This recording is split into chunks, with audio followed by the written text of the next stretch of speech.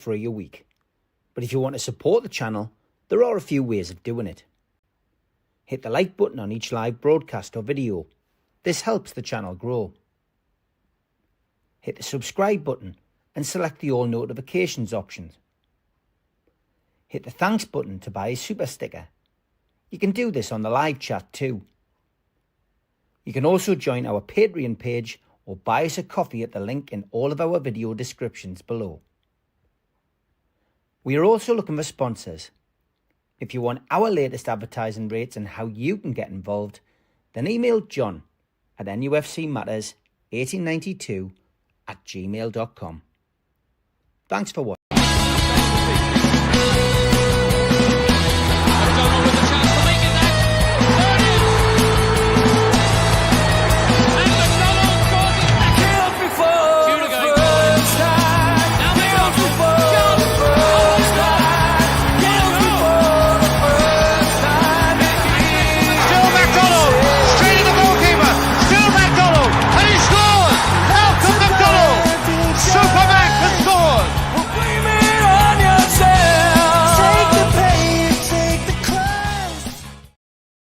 Good evening, good afternoon. Welcome to a NUFC Matters with Supermac and Gibbo and Steve Wraith, who's losing his mind because he doesn't know what time it is. As always, we've got an hour to talk about Newcastle United's wonderful results, John. A great result against Benfica in the Champions League. And the less we say about Brighton's result, the better, I think. Yeah, I think absolutely so. I mean, I'm getting used this season, Steve, to riding on a seesaw. 1 minute I'm up, the next minute I'm down, and then I'm back up again. And I just don't want to go down on Saturday. Let's stay up in the air because it's a much nicer up here than it is down the bottom. And sure, John, yeah. What I would say is that there's one glaring difference between Brighton and Benfica, and that was against Brighton, Newcastle. They had one shot. Only one shot at goal, and it went in. And, and then it was a sort of a flick of the foot. So it wasn't a real shot as such. And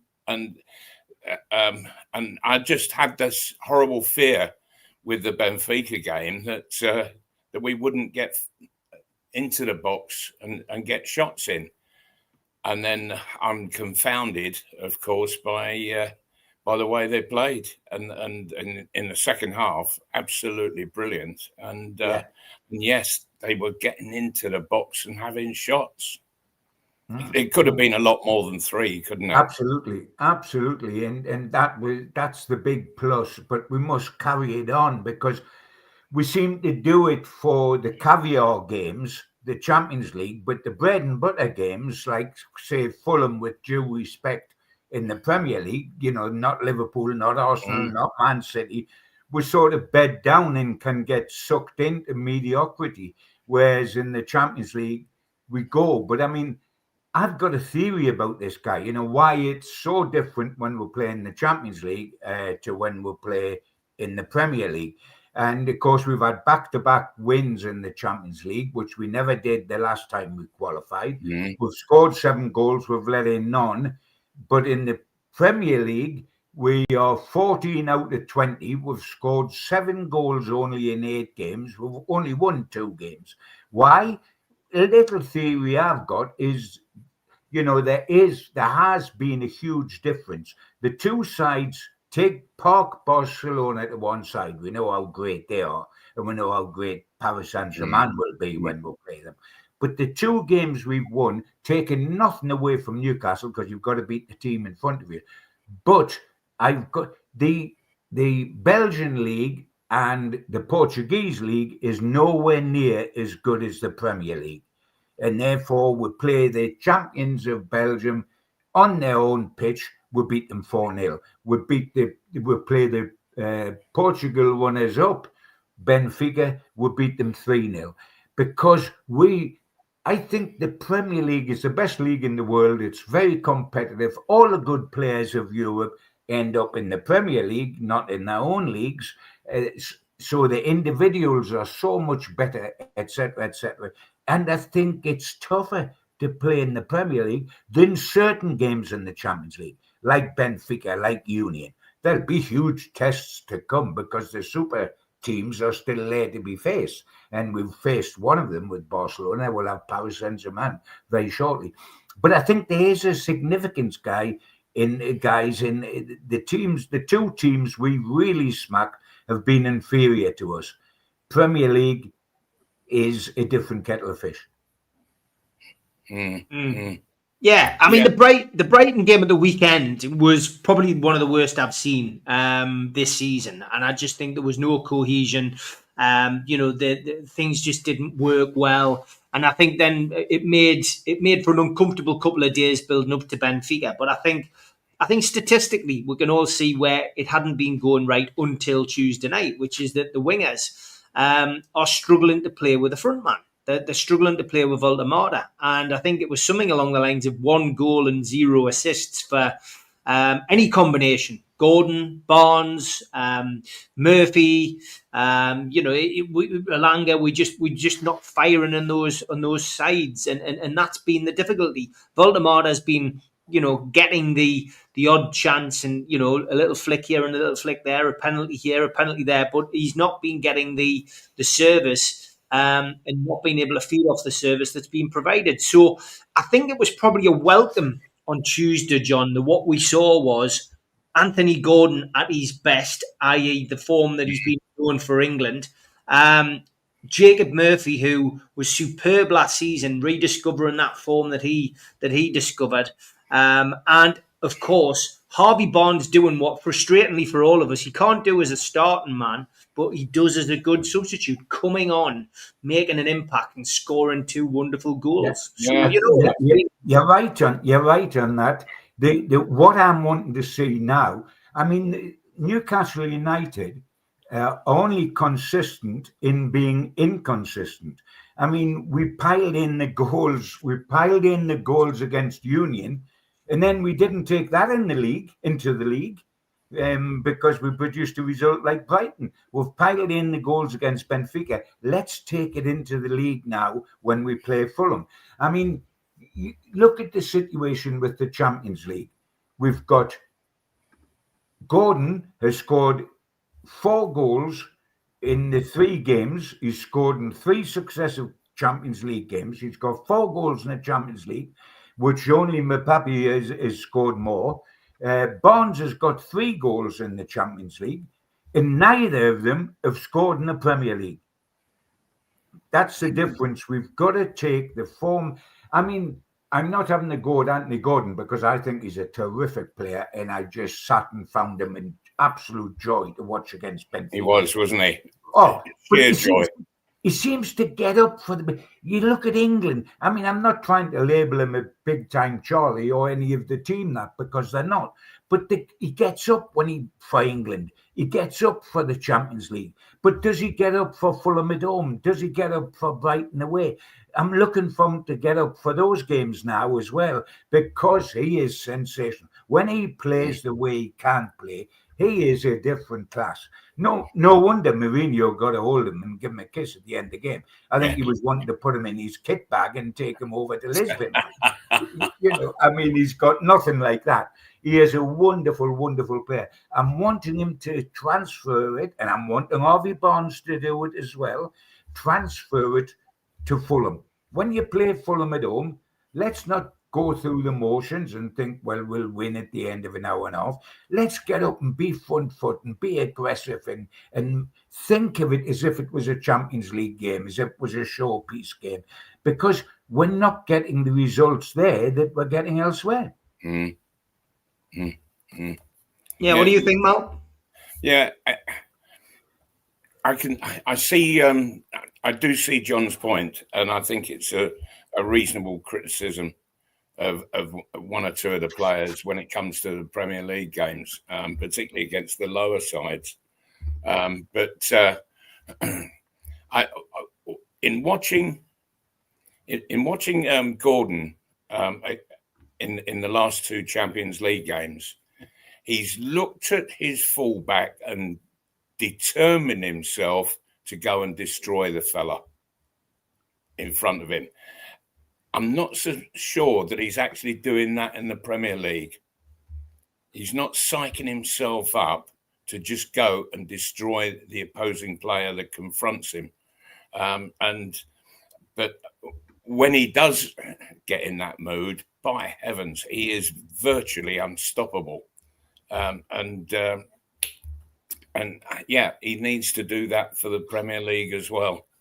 It's a great attitude that he has when he's destroying opposition in front of him. And so I would dearly love to see him do it all over again on Saturday against Absolutely. That's the test for us, Malcolm. Yeah. We've got 7 goals in 8 Premier League games. And yet, in the last 2 Champions League games, we've scored 7. We've scored 7. Also, John, we might have only 7 goals in 8 games. What we haven't got is a load of misses, because we're hardly creating attempts on goal in the Premier League. You know down at Brighton, they scored 2 against what has been one of the best defences in the Premiership. But Newcastle, they had 1 shot at goal and it went in. Nobody else was creating stuff. There was a shortage of crosses coming into the box. There was a shortage of bodies getting into the box. It's not happening in the Premier League at the moment, and players have got to seriously liven up for that competition. Yeah, I mean, let's get the picture clear. We're all absolutely thrilled the way we played against Benfica. Absolutely thrilled about the way we played in Brussels. Second half, John. Yeah, I would say. We just want that to be transferred onto the home stage, so we'll get some consistency. Because what people have got to remember, I'm talking about players, say Anthony, who loves it on the Champions League, unless we finish well in the Premier League, we're not in the Champions League next season. We've got to qualify or win the flipping tournament, which is asking a bit much. We've got to qualify. So the way of qualifying is getting up that Premier League table. But I mean, let's stay on a positive, because it was wonderful the other night, the final outcome, and we missed goals that night. When Malcolm says we haven't been missing them because we created them, we scored 3 and missed an awful lot. That's but right. Sometimes with good efforts, Malcolm. But we did have an awful lot of shots at goal. But if you're going to score goals, you've got to miss. Yeah, absolutely. It was a joy to watch us play the way we played there. And I mean, it's quite something special when the goalkeeper gets an assist with a 65-yard throw. And by the way, that was the breakthrough goal. That's the goal that killed the game, because we went from 1-0 to 2-0 and it was game over. And without that throw being so pinpoint, Barnes would never have been in. Ironically, and I was sitting next to Malcolm at the match. Ironically, I was moaning like only Gibbo can about Nick Pope's kicking, which just went absolutely anywhere and give them the ball straight back. And then he gets an assist. But of course, the significance was it wasn't an assist with his feet. It was an assist with throwing it. He's a fabulous shot stopper, no question about that. But he hasn't got great feet, and in the modern game, I mean, goalkeepers have got to have that. I mean, in my day, in the old days, saying to Willie McFaul, you've got to be clever with your feet. He would say, what am I, a goalkeeper or midfield player? Mate, I keep them out, and other people are clever with their feet. But now goalkeepers have got to be. But he's a fabulous shot stopper. But I thought there was good performances all over the park. Obviously, as Steve said, the performance by the 3 wingers, because let's remember Murphy got yet another assist, and he's a king of the assists. Yes. So the 3 wingers did terrific. I thought Bruno was like a Duracell bunny. He just kept going and kept in the midfield.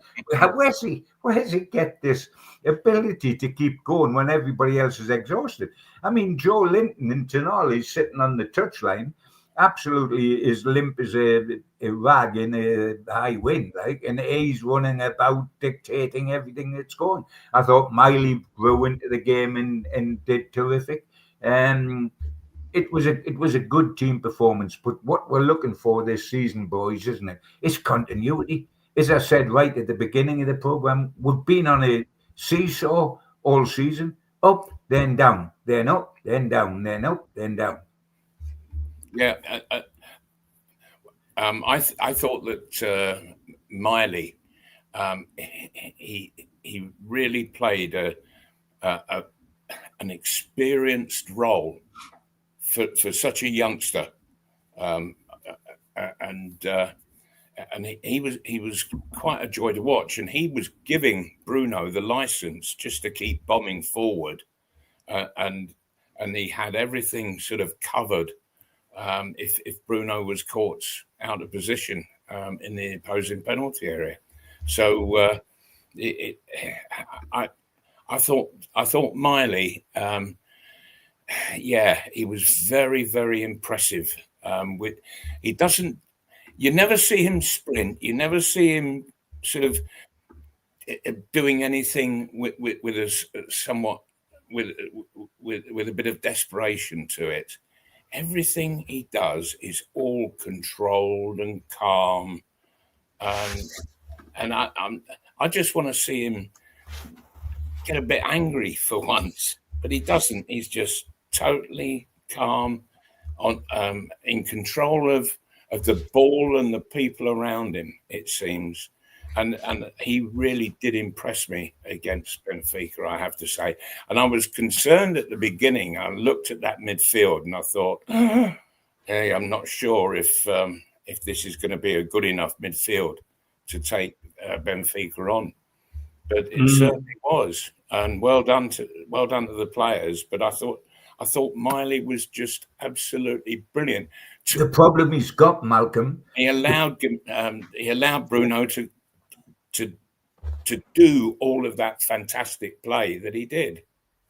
The problem Miley's got, of course, long term, maybe not for Fulham on Saturday. The problem he's got Tonali, because maybe Tonali may or may not be up for it against Fulham. By that I mean with the virus and the tiredness, sure, because it's maybe not be ready for then. But he is going to be ready after that if he's not ready. And of course, Tonali is a must in the side. Regardless of how good Miley is, Tonali's a must. So really, the only position in the middle of the park at this moment, and injuries happening, different things happen and chances come out of nowhere. But at the moment, the only position probably that you could say, yes, you might get in there, is left-sided midfield. Whether Joe Linton is the beast he once was, I don't think he is at the moment, and I think he's concerned about his knee. But there's a possible, be it Ramsey or be it Miley playing there rather than the defensive anchor in midfield. That is anybody's best chance of getting into the team. But when everybody's fit, Bruno is the skipper and Tonali's one of the best players in the league. So they've got two of the positions nailed down, I would suggest. Yes, they have. And sadly, that when Tonali is in that side, Miley, he's sort of pushed out of his favourite position, as it were. And he finds himself playing in an area that he doesn't really want to be in. He wants to have that very central position, and Tonali occupies it so well, so brilliantly. It's a real struggle, I think, that Miley's got ahead of him, but it's a challenge that I think he's good enough, strong enough to take it on. Yeah. Mark on LinkedIn mentions that the 69 Intercity Fairs Cup final was in Budapest. The Champions League final, John, this year is in Budapest. He says, let's hope we can repeat history. Well, I love that city. I love that city. I was over for the final. I went over for what was it, the 50th anniversary or whatever. It's a wonderful city by the Danube. So if they want to send me over again, Newcastle United, by being in the final, I don't mind one jot. And by the way, we talked about the wonderful sides we beat, and we did in the Carabao Cup. When we won it, we beat along the way Arsenal home and away, and Brentford and everybody you can think of will be the scores of good sides. And in that 69 final, Uzbekistan were the best side in Europe at that time, without a shadow of a doubt. And we beat them 3-0 at our place and 3-2 with theirs. So we've beaten great sides, but there's a lot of hurdles to be jumped in the Champions League. A lot of great sides to be beaten in the Champions League for to get there. But hey ho, I'm all up for a bit of fun. Let's get there. Leicester once won the Champions League, so now it's impossible. Lots of questions coming in. Stephen Kennedy still dwelling on the win on Tuesday night. He says, Malcolm, I love the build-up to the first and the third goals on Tuesday. Back to the play we have come to expect. But how do we capture that and repeat it on a regular basis?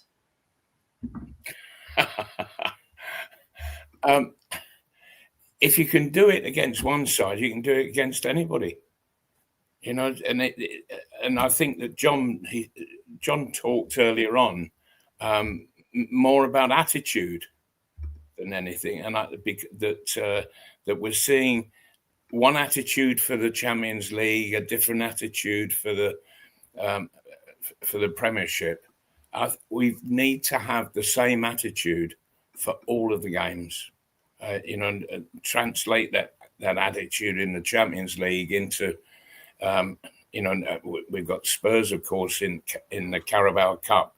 We need that Champions League attitude against Spurs and against Fulham in the next week or so, and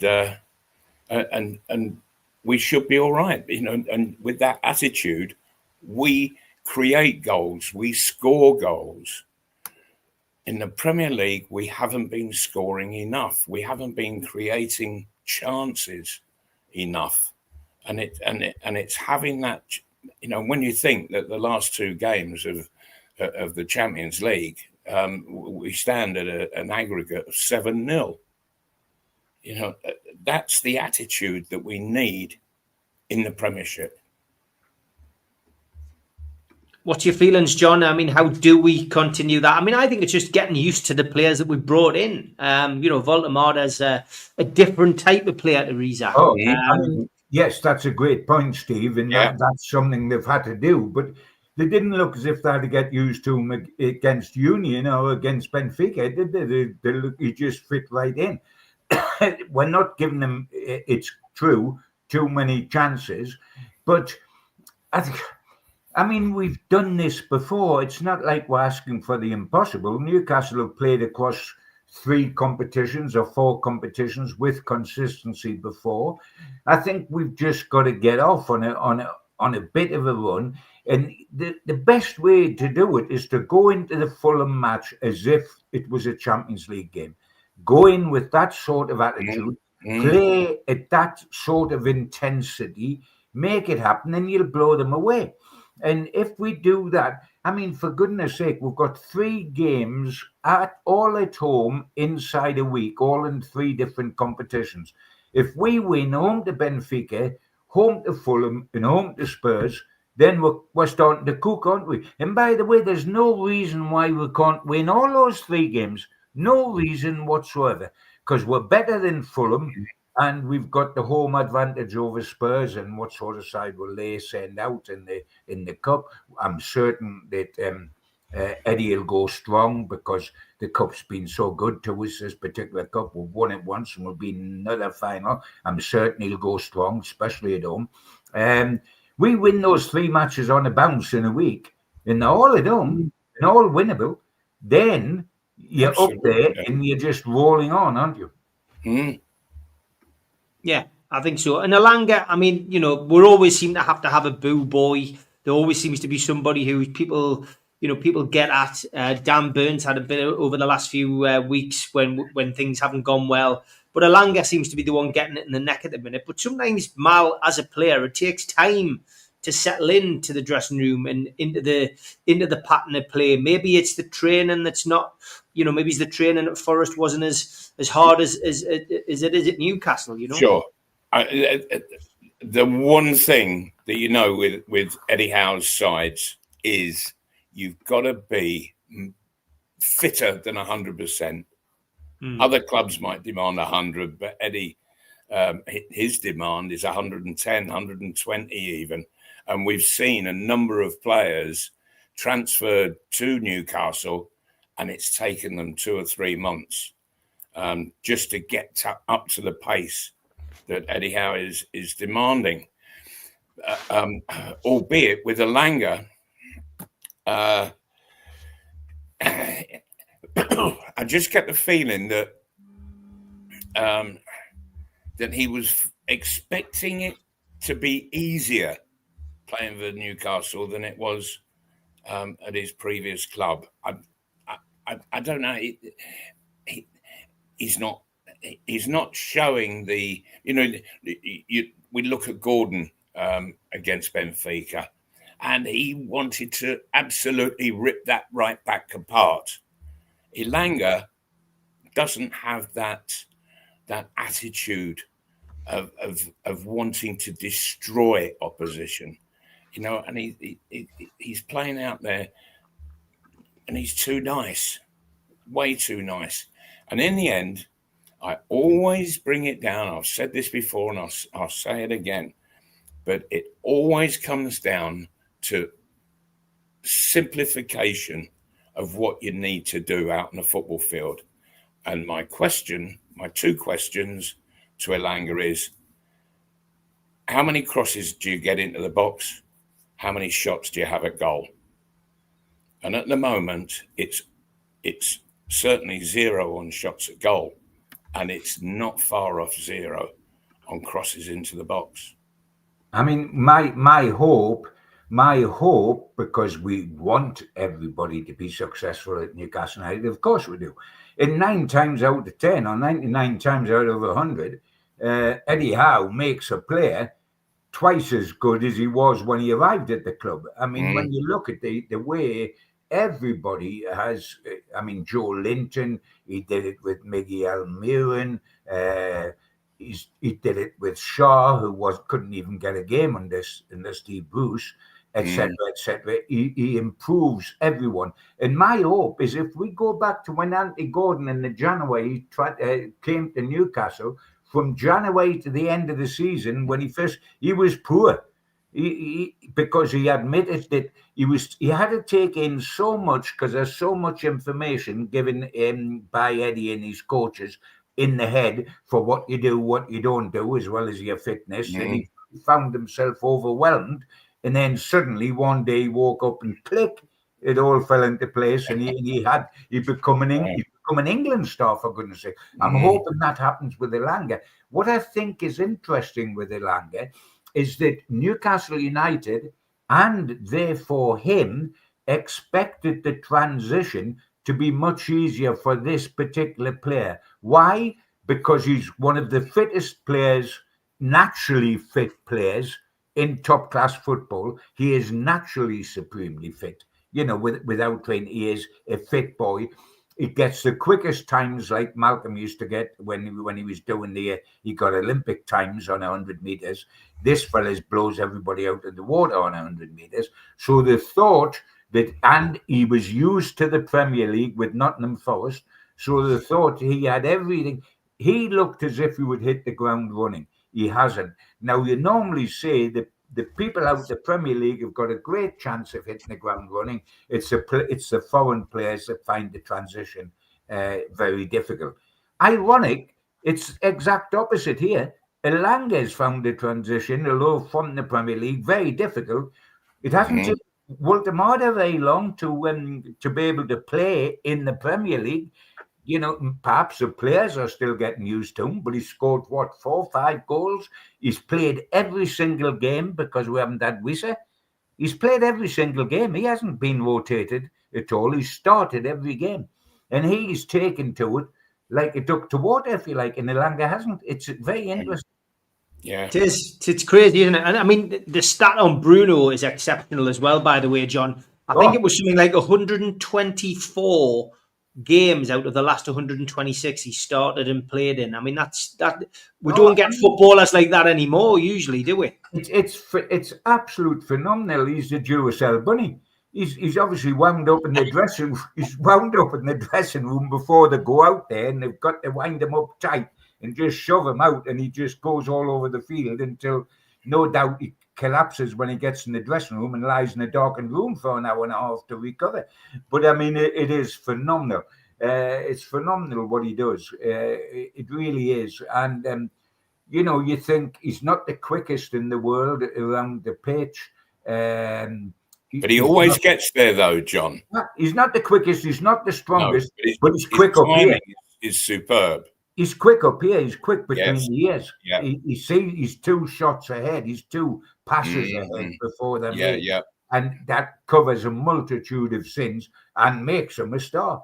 And he is a star. He's playing for Brazil. He's playing for us. He's never out of his will. He doesn't want to rest. Isaac doesn't want to play. He doesn't want to rest. Had to bring him into it. I tell you what, they've lost 4 out of 4. Then the win with a barrel load of goals last night. But he's forced off at half time with an injury. He couldn't prick a balloon with a pin at the moment, could he?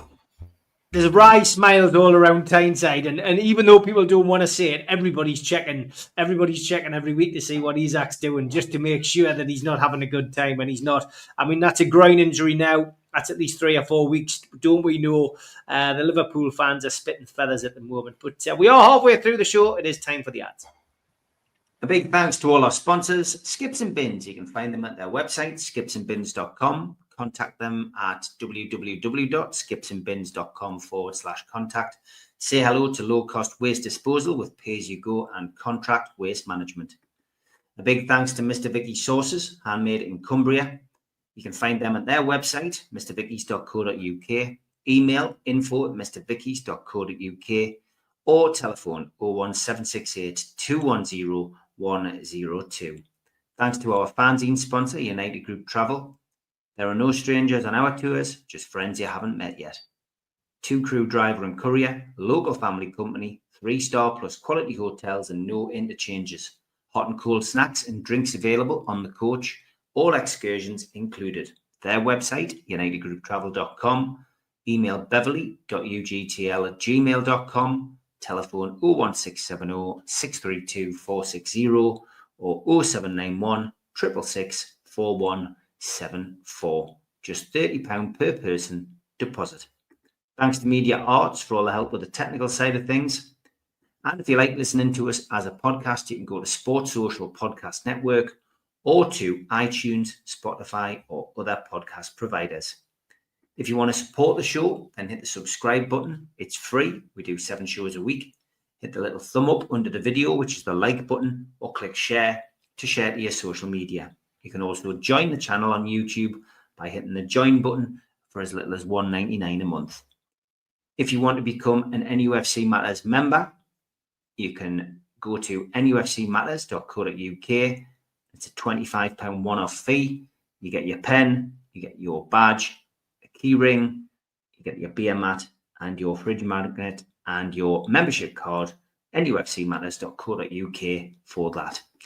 And we have an event early next year, 13th of February 2026, an evening with Beardsley, Waddle and Gascoigne takes place at the Tyne Theatre and Opera House. To buy your tickets for that event, go to the box office 0191 243 1171 or Tyne Theatre and Opera House.uk. And don't forget, Supermac and Gibbo are back together in January, Friday the 23rd of January at the Tyneside Irish Centre. Tickets are available now at Woucher, so get yourself on there if you want to come along and meet the lads and have a good night. Okay, we've got a few questions coming in. I want to try and get through at least a couple of them before we look ahead to the match at the weekend. And, of course, look ahead to the Carabao Cup match next week as well. Ian asks a question about a player. We often get these, and I always hate dropping them on Mal. Have you heard of Stephen Holbrook? He played for Hull and Darlington in the early 70s. Malcolm, have you ever heard of him? The name is ringing a slight bell. Yeah. but no.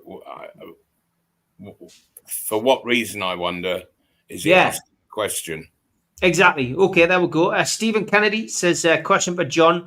Have you seen the film Pop Robson, Almost 80? How sad. I found it very annoying and condescending.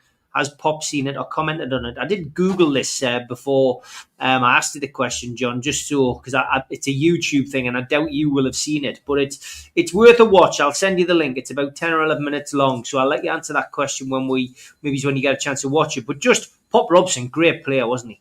Oh, totally, absolutely. I mean, I've seen flagging up on YouTube when I've gone on to see highlights of matches. I've seen things like this. You know, they put a player up there and they say, excuse me, wonderful player. Isn't it sad about him now? And then you think, well, what's sad about him now? Nothing's sad about him now. It's clickbait, isn't it? It's to try to get you to watch, and it's terribly, terribly unfair on the player. It started with obvious targets that you could do it with, George Best and Gaza, and plenty people did that. Plenty people watched it. So all of a sudden now it's take an old player and say how sad it is now. Well, is it sad that we're all getting old? But that doesn't mean you're on the bones of your backside or life is, it's wrong. Pop Robson is an absolutely terrific player who was one of the stars alongside Wyn Davies when we won the European First Cup. I still see him now. I live in the Tyne Valley and I still see him now when I go up to Hexham, bump into Mount Hexham, having a coffee or whatever. He's full of the joys of spring. He's vibrant. Life is still terrific for him. So I don't know where all this sort of nonsense comes from. But he was a top player, and he's still a top guy, and physically in very good form. Yeah, absolutely. And looking back, when you think that Jeff Hurst, the Wembley World Cup hat-trick hero, was replaced pretty much by Pop Robson, and he was brilliant. Absolutely brilliant for West Ham. His goals tally for them was fantastic. And the amazing thing is that for all the goals that he scored, and great goals at that, a lot of them, never won an England cap. Oh, I know. I honestly think he's the best uncapped striker we've had in this country. John, couldn't agree more. I really couldn't agree more.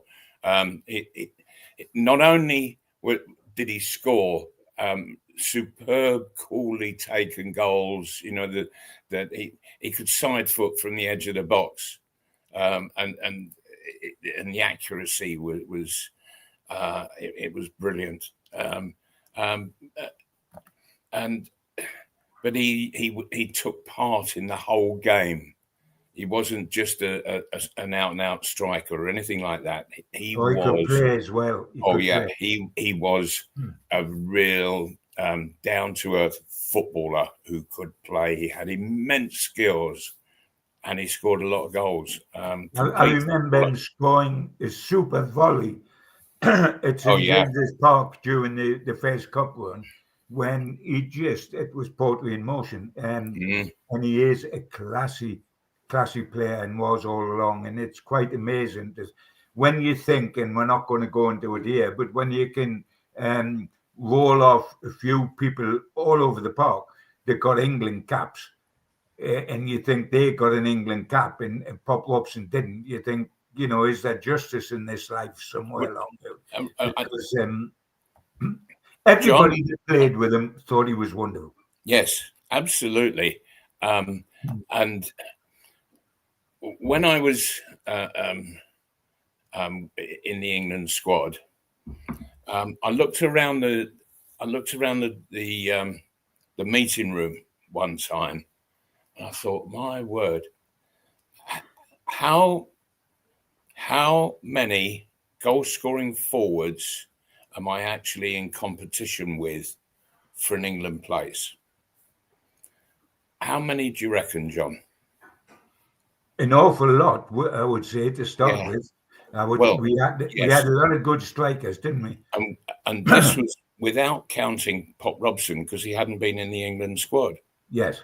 And I counted 26 Incredible. that I was in competition with, and for that one place, really, the 9 position.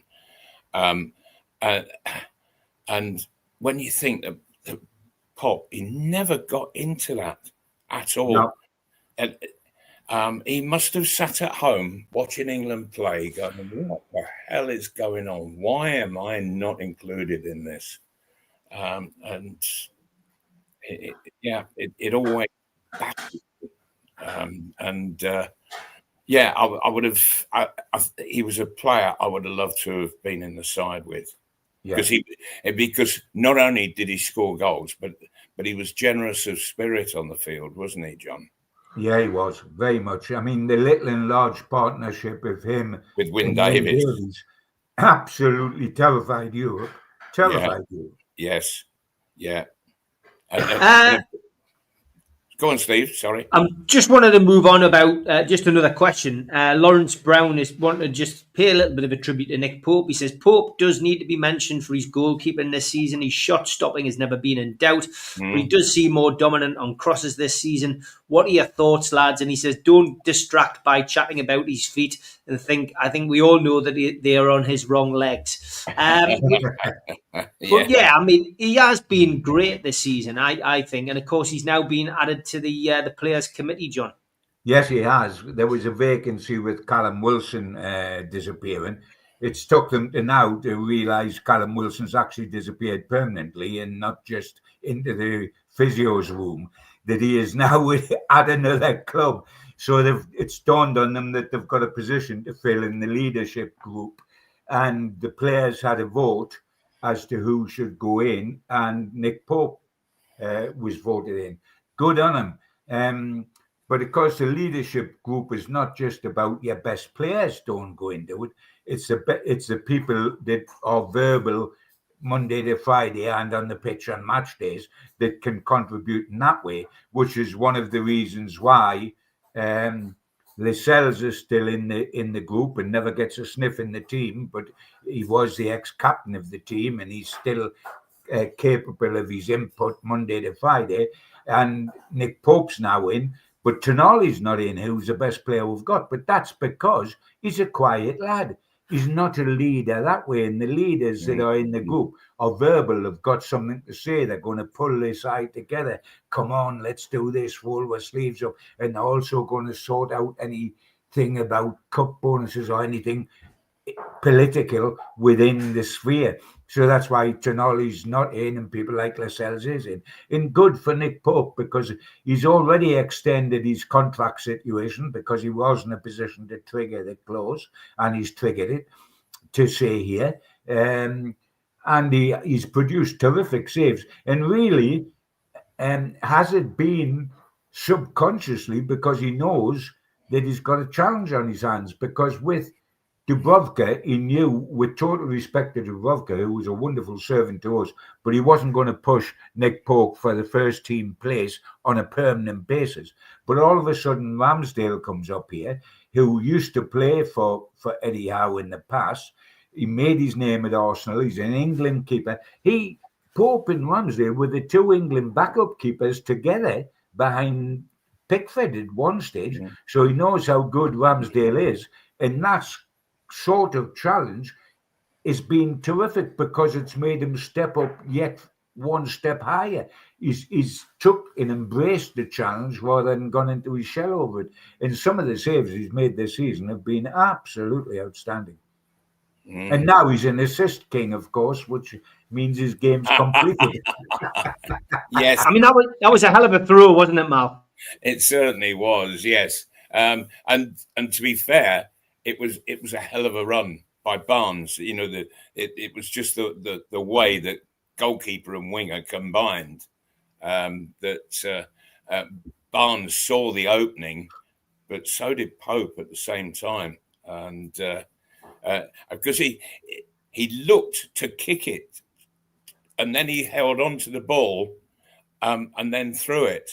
So he wanted to make sure that he got the absolute accuracy to get it to the wingman, and great, well done. There was one criticism I had of Pope last season, and I felt that certainly in the second half of the season that he was punching too much. And there were even occasions where the ball was coming at him into his chest, and instead of just catching it, that he was actually punching the ball off of his chest, and that was really annoying me. This season, he's coming and collecting the ball an awful lot more, and I'm really happy to see that. And I think he's happier doing that. He looks a much more confident goalkeeper coming and catching the ball as he does, rather than punching it. Okay, we've got time for one more question. Have you ever met Steve Bruce, lads? Davey says, have Supermac and John ever met Steve Bruce? Is he as bad in real life as he is in his interviews? He's not popular with the fans, John, but I know I've bumped into Brucey a couple of times, and he's a pleasant fella. He always says hello, but I always feel he should never have took the Newcastle job, especially after being at Sunderland.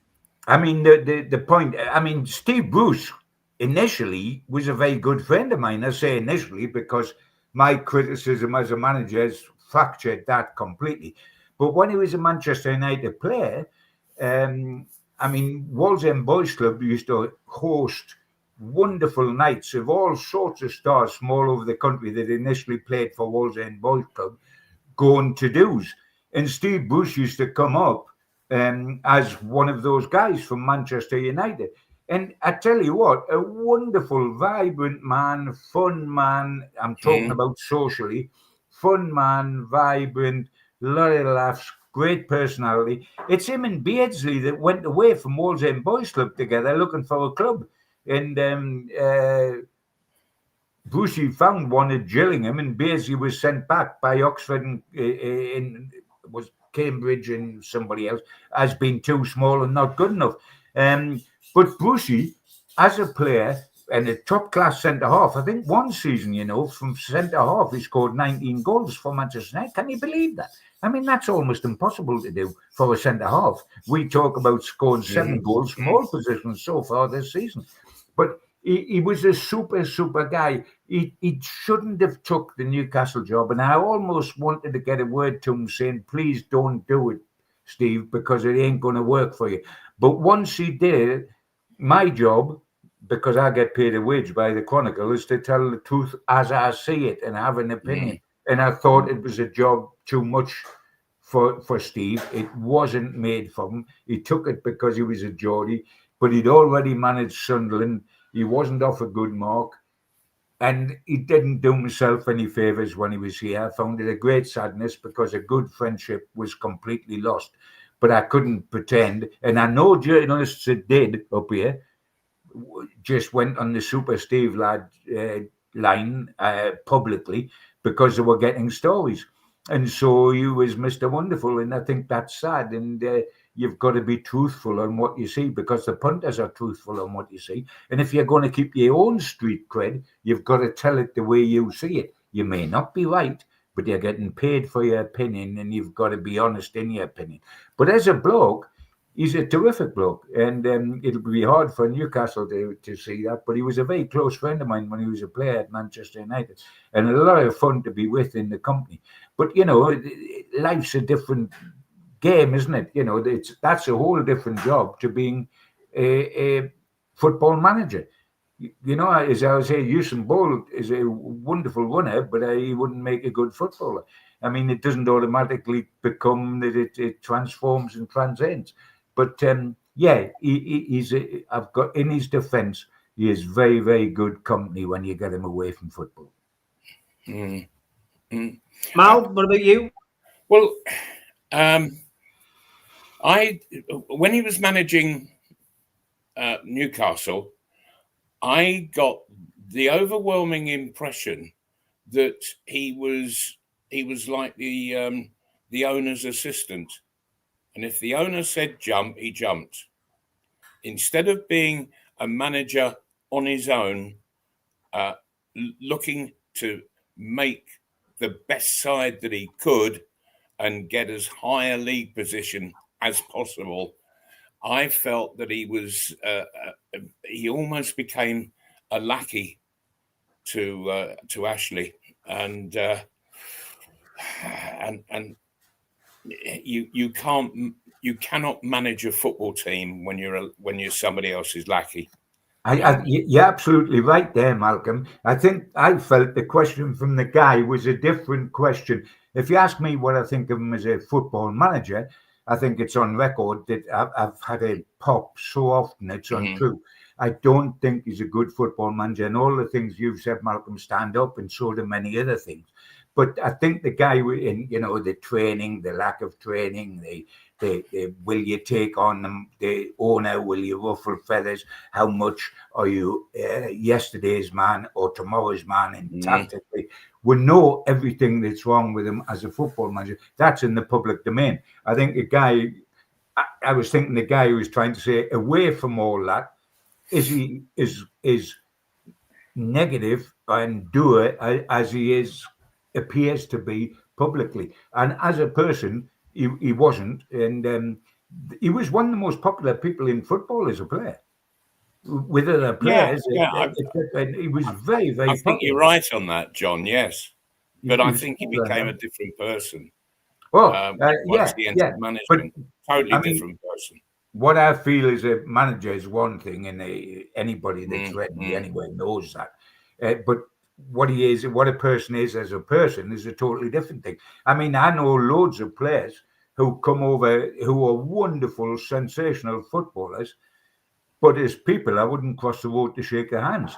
It doesn't always go together. You can be wonderful, but not such a wonderful person, or you can be a decent person, but very poor at your job.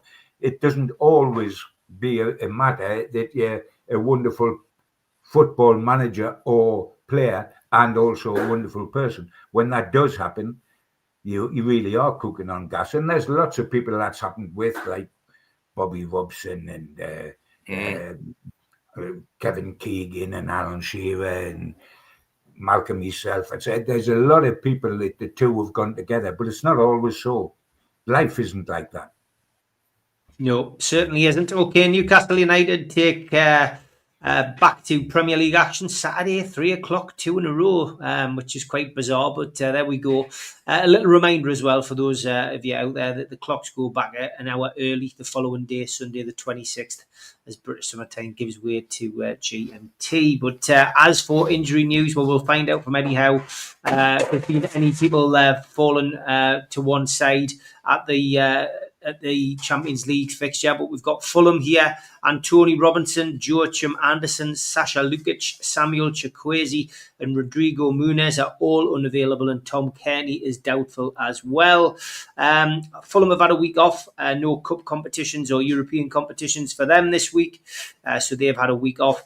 And they've got 1,700 fans coming to support them. Referee is Tony Harrington. It's the first sighting of this referee from Hartlepool this season. His last game was the Everton home defeat in May. And VAR this weekend is Peter Banks. Don't forget, with it being a home game, the food bank will be in place outside the Gallowgate. So if you've got any spare change, make sure you go and see the guys and girls who are standing outside the Gallowgate this weekend. So first up, John, back to Premier League action. Newcastle looking to continue the Champions League form, but into the Premier League this weekend and get a much needed win. Well, without a shadow of a doubt. I mean, Fulham are coming off the back of 3 straight losses, which have left them with only a 3-point cushion above the relegation zone. Now, not for one moment would I suggest they'll be in any trouble at the end of the season, because they won't be. They've got too many decent players to do that. But that's currently their situation. And I don't think it helps the players when there's so much speculation around the manager. Marco Silva is so well thought of by other clubs, casting envious eyes upon him. The Forest chairman would have took him, but for the compensation he would have had to pay. His contract's up at the end of the season, Silva. And the uncertainty over the manager, Malcolm knows this more than anybody because he's been a player in big dressing rooms. Players love continuity. They love to know where they are. They love life to be the way it ought to be. And, you know, you don't know here when the manager, is it going to go next week, the week after, the end of the season? While as that sort of, it seeps slowly into the minds of one or two players, and it only needs one or two, and it can make life difficult. I mean, they struggle because they haven't got an orthodox centre forward, number 9. Haven't we heard that somewhere before? But they've got few good players that can play well. But this is a real opportunity for us. I see this as a real opportunity because you've got to get 3 points somewhere and keep that going. We've only got 2 Premier League wins out of 8 fixtures. So we've got to make it 3 on Saturday. And I do believe we will make it 3. I've seen Fulham play a couple of times this season, and they're not the greatest side in the league for sure. And yes, I understand that there must be worries about Silva, whether he stays or he goes, and he will be a very, very big loss to Fulham, I think. But I've seen Fulham. They have so much possession, but they just can't get forward. They can't get into the box. They don't really make goal chances. And then and here I am, sounding as if I'm actually describing some of the performances of Newcastle. You know, so what Newcastle did against Benfica in the second half, if they turn that on against Fulham, Newcastle will murder them. And Fulham, for all the good football that they play, they struggle to score goals, and Newcastle have got to work on that fact.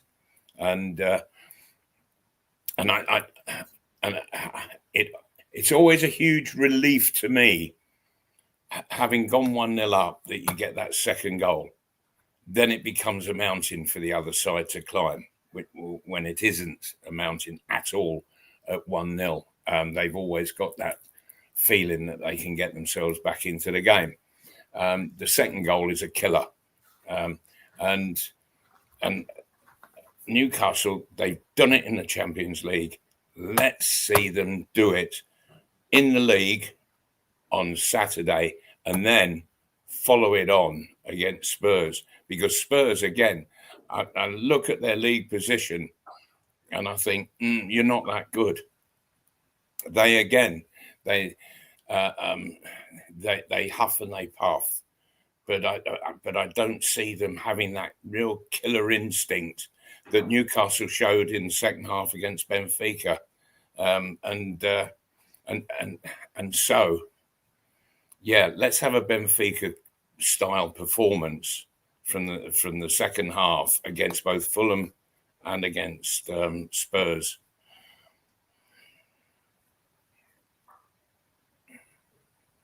Prediction from you, Mal? Oh, prediction. I'm going to take Newcastle to beat Fulham 2-0. And I'm going to take Newcastle to beat Spurs 3-1. And that is a replay, John, if you remember, of when we beat them in your semi-final of the League Cup. I do in 76. Yes, absolutely. I mean, yes. I think I had the same scoreline for Fulham, 2-0. And obviously, it depends on what sides are put out in the League Cup. It'll be interesting, guys, what side Frank puts out. Because when he was at Brentford last season and we played them in the quarterfinals of the League Cup and beat them 3-1, he rested quite a few of the Brentford players and put out a substandard side. And I wondered why. Because Brentford weren't in danger of going down and they weren't going to qualify for Europe. So why didn't they try to win a domestic trophy when they were in the quarterfinals? But he put out an undersized team. And I wonder if he'll do that with Spurs next week, considering their new etc. Hope he does. I hope he does. But Yeah. regardless of what he puts out, I think we'll win that one as well. What I'm looking for, which will be wonderful in the consistency we've talked about, is 3 home wins in a week. We've already got one with Benfica. Yeah. Let's go and do Fulham and Spurs as well. Absolutely. Keeping clean sheets all the way. Yeah, let's hope so, guys. I'm going to go for a Newcastle win against Fulham. I'm going to go for a solid 2-0 win. And against Spurs, I am more confident about Spurs than I would have been, I guess, after the Brighton game. I think it'll be slightly tighter, but I'm gonna go 2-1. I think Spurs will have it in them to score, but I think I'm gonna go 2-1. But I'm gonna go for 2 wins, which means 3 home wins in a row, and Newcastle's season back on track. Thanks to Supermac, thanks to John, thanks to everybody watching. If you're not watching on YouTube, jump over, search NUFC Matters, hit the subscribe button. We do 7 shows a week.